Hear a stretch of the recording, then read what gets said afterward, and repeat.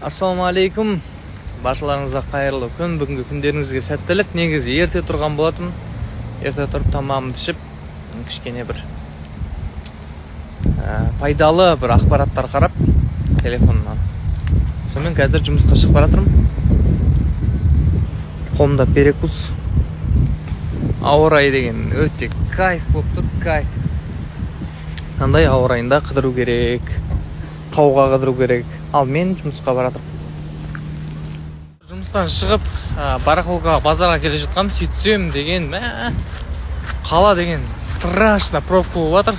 Сонымен айдаладан жаяу түсіп қалдым да, енді жаяу келе жатырмын, сөйтсем, жаяу жүретін жердің өзінде адам жүретін орын жоқ қой, прикинь. Машина деген көп, адам деген көп. Бір керекті заттар алуым керек еді. Ертең әр күні Бишкекке кетеміз. Сосын арғай Ошқа барамыз. Соған бір гитарама шихол аламын, струн аламын деп дайындалып жатырмын. Сонымен жаяу келе жатырмық.